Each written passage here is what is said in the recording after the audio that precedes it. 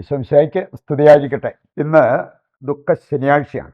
Easter ആഘോഷത്തിനായിട്ട് നമ്മൾ ഒരുങ്ങുന്ന ഒരു ദിവസം. ദുഃഖ ശനിയാഴ്ചയെക്കുറിച്ച് ചിന്തിക്കുമ്പോൾ നമുക്കറിയാം, പകലന്തിയോളം കാര്യമായ കാര്യങ്ങൾ, ശുശ്രൂഷകൾ, അങ്ങനെയുള്ള കാര്യങ്ങളൊന്നും ഒരു ദേവാലയത്തിലും ഇല്ല. അങ്ങനെ ശാന്തത, വളരെ ശാന്തമായിട്ട് കാര്യങ്ങൾ പോകുന്ന ഒരു ദിവസമായിട്ട് ദുഃഖ ശനിയാഴ്ച നമുക്ക് കാണാൻ പറ്റും. വിശ്വാസ പ്രമാണത്തിൽ നമ്മൾ ഏറ്റുപറയുന്ന ഒരു കാര്യമുണ്ട്, അവൻ പാതാളങ്ങളിലേക്ക് ഇറങ്ങി.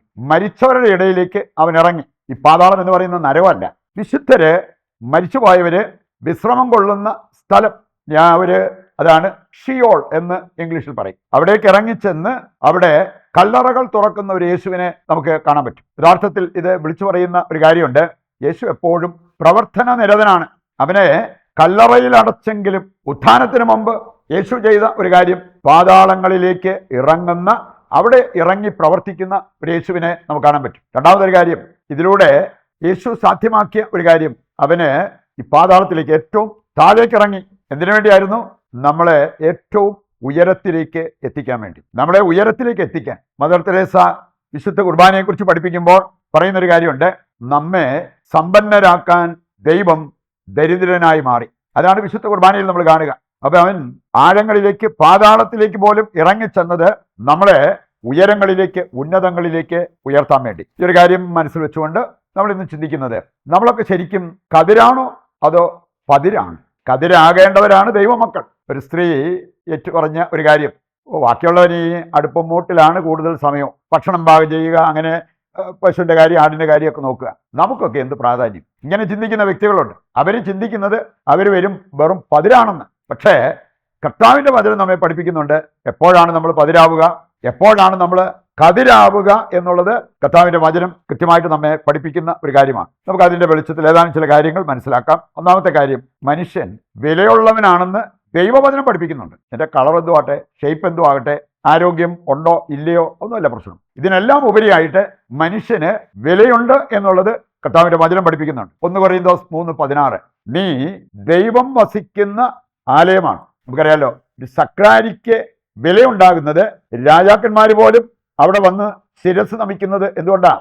അതിൻ്റെ ഉള്ളിൽ വസിക്കുന്ന വ്യക്തിയുടെ വില കൊണ്ടാണ്. അതല്ലാതെ അത് സ്വർണം കൊണ്ടുണ്ടാക്കിയതോ തടി കൊണ്ടുണ്ടാക്കിയതോ എന്തോ ആകട്ടെ, ദൈവം ഉള്ളിലുള്ളപ്പോൾ ആ സക്രാരിക്ക് വിലയുണ്ട്. എന്താ ഇവിടെ പറഞ്ഞിരിക്കുന്നത്?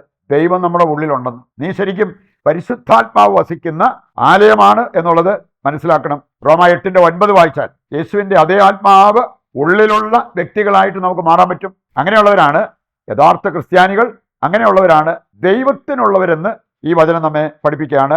റോമ 8:9 വചനം. ഉൽപ്പത്തി 2:7 വായിക്കുമ്പോൾ ദൈവം ചെയ്ത ഒരു കാര്യമുണ്ട്, ആദത്തിന് മണ്ണുകൊണ്ട് രൂപം കൊടുത്തിട്ട് തൻ്റെ ശ്വാസം അവനിലേക്ക് നിശ്വസിച്ചു. അപ്പോൾ ജീവനുള്ളവനായി മാറി. നമ്മുടെയൊക്കെ ഉള്ളിലുള്ളത് എന്താ? ദൈവത്തിൻ്റെ ശ്വാസം. അതുകൊണ്ടാണ് നമ്മൾ ജീവിച്ചിരിക്കുന്നത്. 1 പത്രോസ് 2:9 വായിച്ചാൽ, നീ രാജകീയ പുരോഹിത വംശമാണ്, വിശുദ്ധ ജനമാണ്, ദൈവത്തിൻ്റെ സ്വന്തമാണ്, തിരഞ്ഞെടുക്കപ്പെട്ട ഒരു ജനതയാണ്. ഇതെല്ലാം ദൈവമക്കളെക്കുറിച്ച്, അല്ലാതെ ലോഹയിട്ട വൈദികരെക്കുറിച്ച് മാത്രം പറഞ്ഞിരിക്കുന്ന കാര്യമല്ല, ദൈവമക്കളെക്കുറിച്ച് പറയപ്പെട്ടിരിക്കുന്ന കാര്യങ്ങളാണ്. ഇത്രയും കാര്യങ്ങൾ പോരെ നമുക്ക് വിലയുണ്ടെന്ന് മനസ്സിലാക്കാൻ? രണ്ടാമതായിട്ട്, ദൈവം ശക്തനായതുകൊണ്ടാണ് ആ ദൈവത്തിൽ വസിക്കുന്ന നമുക്ക് ശക്തി ഉണ്ടാകുന്നത്. ദൈവം ശക്തനാണ്. ആ ദൈവം നമ്മുടെ കൂടെ ഉണ്ടെങ്കിൽ നമ്മൾ ശക്തനാണ്. ജെറമ്യാ 20:11 വായിക്കുമ്പോൾ അവിടെ പറഞ്ഞിട്ടുണ്ട്, ഒരു വീരയോദ്ധാവിനെ പോലെ നമ്മുടെ കൂടെ നിന്ന് നമുക്ക് വേണ്ടി യുദ്ധം ചെയ്യുന്നവനാണ് ദൈവം. അവൻ ശക്തനായൊരു ദൈവമാണ്. അവൻ നമ്മുടെ കൂടെ ഉള്ളപ്പോൾ നമ്മൾ ശക്തരാണ് എന്നുള്ളത് മനസ്സിലാക്കണം. ജെറമ്യാ 32:27 കൂടി എടുത്താലോ, ഞാൻ സകല മർത്യരുടെയും ദൈവമായ കർത്താവാണ്, എനിക്കെന്തെങ്കിലും അസാധ്യമാണോ? ഈ വചനം ഇങ്ങനെ കൂടെ ഉരുവിട്ടതിൻ്റെ ഫലമായിട്ട് അത്ഭുതം നടന്നു എന്ന് പറഞ്ഞ വ്യക്തികളെ ഞാൻ കേട്ടിട്ടുണ്ട്. ജെറമ്യാ 32:27. മിക്ക 7:15 വായിച്ചാൽ, ഈജിപ്തിൽ നിന്ന് ഞാൻ അവരെ പുറത്തു കൊണ്ടുവന്നപ്പോൾ അത്ഭുതകരമായ കാര്യങ്ങൾ ഞാൻ അവർക്ക് കാണിച്ചു കൊടുത്തു.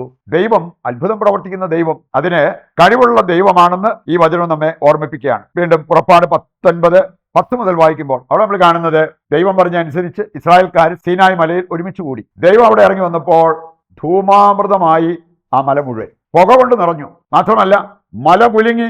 അതൊക്കെ സാധാരണക്കാർക്ക് ചെയ്യാൻ പറ്റുന്ന ഒരു കാര്യമാണ്. വീണ്ടും പുറപ്പാട് 14 അവിടെ നമ്മൾ കാണുന്നുണ്ട്, ദൈവം ഒരു കാറ്റയച്ചു, ആ കാറ്റ് വെള്ളം വലിച്ചു നീക്കിയിട്ട് ഇസ്രായേൽക്കാർക്ക് കടന്നു പോകാനുള്ള രാജവീഥി അവിടെ ഉണ്ടാക്കുന്നതിനെ കുറിച്ച് കാണാൻ പറ്റും. സംഖ്യ 11 നമ്മൾ കാണുന്നുണ്ട്, ഇതുപോലെ ദൈവം ഒരു കാറ്റയച്ചപ്പോൾ കാടപ്പക്ഷികൾ കടലിൽ നിന്ന് വന്ന് ഇസ്രായേൽക്കാർ താമസിച്ചിരുന്ന അവരുടെ കൂടാരത്തിന്റെ ചുറ്റും വന്ന് വീഴുന്ന ഒരു രംഗം. യൂദിത്ത് 16:15 വായിച്ചാലോ ദൈവത്തിന്റെ അസാധാരണ ശക്തിയെക്കുറിച്ച് അവിടെ പറഞ്ഞിട്ടുണ്ട്.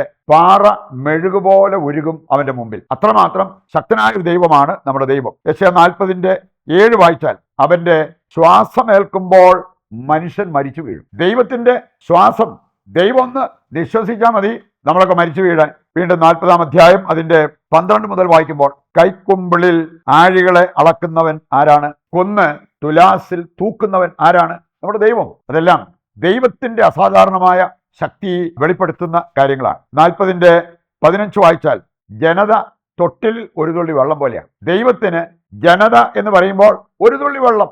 ഇതെല്ലാം ദൈവത്തിന്റെ മഹത്വം, ദൈവത്തിന്റെ അസാധാരണ ശക്തിയെ വെളിപ്പെടുത്തുന്നതാണ്. ഈ ദൈവം നമ്മുടെ കൂടെ ഉണ്ടെങ്കിൽ നമ്മൾ ശക്തരാണ്. ദൈവം കൂടെയുള്ളവർ ഒരിക്കലും ദരിദ്രരാകില്ല എന്നുള്ളത് കർത്താവിന്റെ വചനം പഠിപ്പിക്കുന്നു. മൂന്നാമതായിട്ട് നമ്മൾ ചിന്തിക്കുന്നത് ആ ഒരു കാര്യമാണ്. മിക്ക 5 2-ാമത്തെ വചനം പറയാണ്, എഫാത്ത, നീ ചെറുതെങ്കിലും ഇസ്രായേലിനെ നീ ഭരിക്കും. നിന്റെ സൈസ് അല്ല പ്രധാനപ്പെട്ടത്, നീ ഇസ്രായേലിനെ ഭരിക്കും. കാരണം ദൈവം അവരെ തിരഞ്ഞെടുത്തു. അതുകൊണ്ട് വീണ്ടും നമ്മൾ കാണുന്നുണ്ട് യെശയ്യാ 40, 30, 31 വചനങ്ങൾ വായിച്ചാൽ ശക്തര് പോലും അവരുടെ ആശയറ്റ് വീഴാം, അവരുടെ ശരീരം തളർന്നു പോകാം, യുവാക്കൾ പോലും തളർന്നു വീണേക്കാം. പക്ഷെ കർത്താവിൽ ആശ്രയിക്കുന്നവർ അവര് ചിറകടിച്ചുയരും, കഴുകന്മാരെ പോലെ ചിറകടിച്ചുയരും എന്നുള്ളത് കർത്താവിന്റെ വചനം നമ്മെ ഓർമ്മിപ്പിക്കുക. മിക്ക 7:18, യെശയ്യാ 54:8 ഇതൊക്കെ വായിക്കുകയാണെങ്കിൽ കർത്താവിൽ ആശ്രയിക്കുന്നവർ ഒരിക്കലും കരുണയുടെ ദാരിദ്ര്യം അനുഭവിക്കുന്നില്ല. അവർക്ക് എപ്പോഴും ദൈവത്തിന്റെ കരുണ കിട്ടിക്കൊണ്ടിരിക്കും എന്നുള്ളത് ഈ വചനങ്ങൾ നമ്മെ ഓർമ്മിപ്പിക്കുക. ഇനി ദൈവം കൂടെ ഇല്ലെങ്കിലോ അതൊരു പരിതാപകരമായ അവസ്ഥയായിരിക്കും. അതാണ്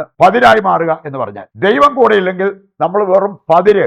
യോഹന്നാൻ 15:5 പറയാണ്, എന്നെ കൂടാതെ നിങ്ങൾക്കൊന്നും ചെയ്യുവാൻ സാധ്യമല്ല. ജെറമ്യാ 15:7 വായിച്ചാൽ ദൈവത്തെ വിട്ടിട്ട് മാനുഷിക ശക്തിയിൽ ആശ്രയിക്കുന്നവർ, മനുഷ്യരിൽ ആശ്രയം വെക്കുന്നവർ ശപിക്കപ്പെട്ടവരാണ്. ജെറമ്യാ 28:13 വായിച്ചാൽ അവിടെ പറഞ്ഞിട്ടുണ്ട്, നീ മരത്തിന്റെ നുകമുടിക്കാൻ സമർത്ഥനായിരിക്കാം, പക്ഷെ ഞാൻ ഇരുമ്പിന്റെ നുകം, പിച്ചള കൊണ്ട് നുകം ഞാൻ നിർമ്മിക്കും എന്നാണ് പറഞ്ഞിരിക്കുന്നത്. അതുകൊണ്ട് ദൈവത്തെ കൂടാതെ സ്വന്തം ശക്തിയിൽ ആശ്രയിക്കുന്നവർ അവർ വട്ടപൂജ്യമാകും എന്നുള്ളതാണ് ഇതിന്റെ ഒരു സാരാംശം. ഈ ഒരു കാര്യം മനസ്സിലാക്കിക്കൊണ്ട് നമുക്ക് നമ്മുടെ എല്ലാ പ്രാർത്ഥനാ നിയോഗങ്ങളും ദൈവകരങ്ങളിൽ ഏൽപ്പിച്ചുകൊണ്ട് ദിവ്യകാരുണ്യത്തിന്റെ ആശീർവാദം സ്വീകരിക്കാം.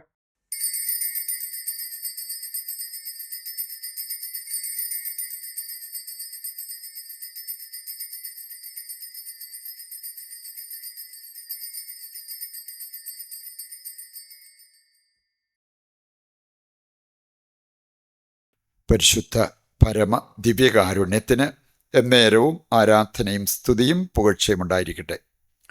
മറ്റൊരു എപ്പിസോഡുമായി നാളെ വീണ്ടും നമുക്ക് ഒന്നിക്കാം. ദൈവം നിങ്ങളെ സമർത്ഥമായി അനുഗ്രഹിക്കട്ടെ.